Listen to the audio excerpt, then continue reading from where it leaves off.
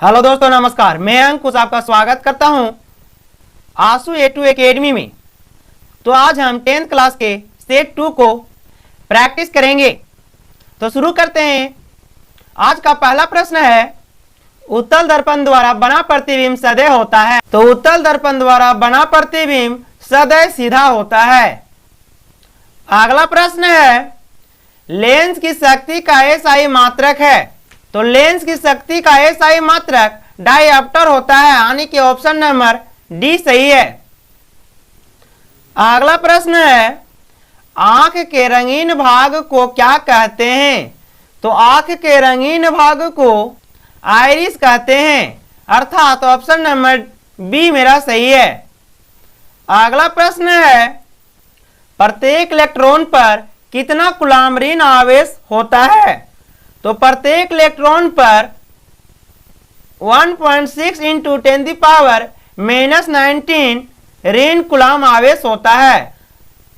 तो इस प्रकार मेरा ऑप्शन बी सही है। अगला प्रश्न है, ओम मात्रक है। तो ओम प्रतिरोध का मात्रक होता है, अर्थात मेरा ऑप्शन नंबर बी सही है। अगला प्रश्न है, शरीर में भोजन का पचना किस प्रकार की अभिक्रिया है। तो शरीर में भोजन का पचना वियोजन परिक्रिया कहलाती है। तो इस प्रकार मेरा ऑप्शन नंबर डी सही हो जाएगा, वियोजन। अगला प्रश्न है, जल में घुलनशील क्षारक को क्या कहते हैं।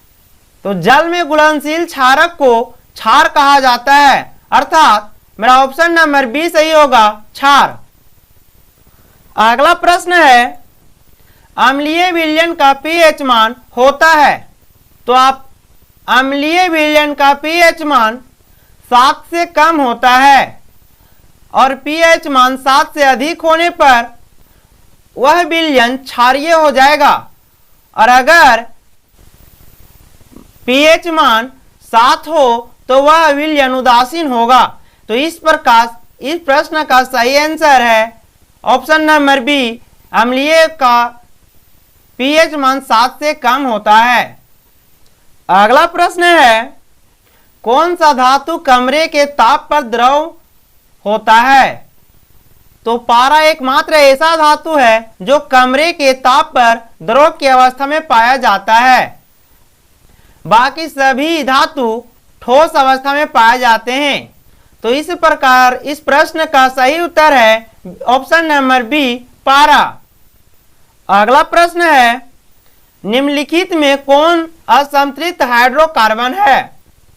तो C2H4 असंतृप्त हाइड्रोकार्बन का उदाहरण है, अर्थात ऑप्शन नंबर ये इसका सही आंसर है।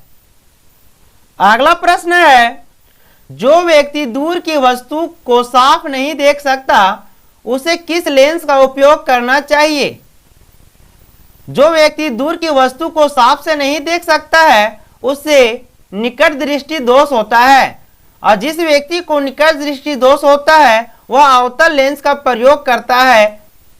तो इस प्रकार इस प्रश्न का सही उत्तर हो जाएगा ऑप्शन नंबर ए, अवतल लेंस।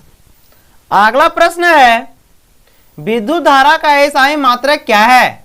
तो विद्युत धारा का SI मात्रक एम्पियर होता है। तो उसका सही आंसर हो जाएगा ऑप्शन नंबर बी, एम्पियर।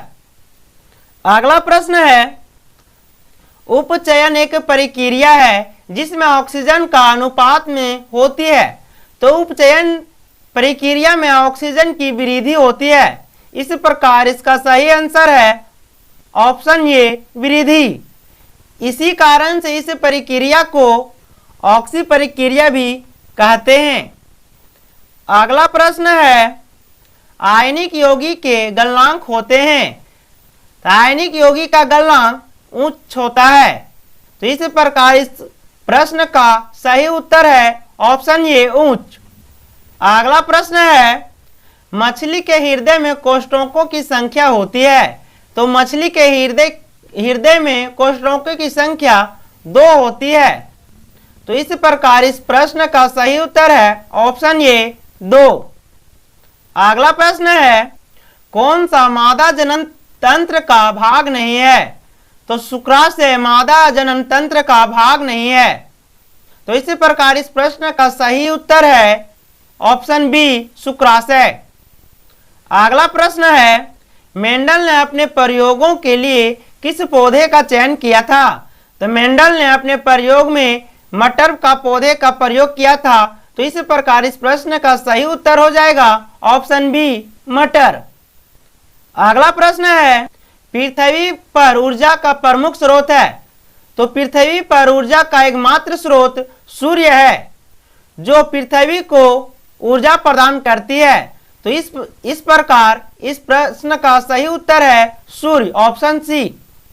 अगला प्रश्न है, वैश्विक उष्णता के लिए उत्तरदायित्व है। तो वैश्विक उष्णता के लिए CO2 उत्तरदायित्व है, अर्थात कार्बन डाइऑक्साइड उत्तरदायित्व होता है। तो इस प्रकार इस प्रश्न का सही उत्तर है ऑप्शन बी, CO2। अगला प्रश्न है और आज का अंतिम प्रश्न है, प्रकाश संश्लेषण के लिए आवश्यक नहीं है। तो आपको पता है कि प्रकाश संश्लेषण में क्लोरोफिल, कार्बन डाइऑक्साइड और प्रकाश की जरूरत होती है।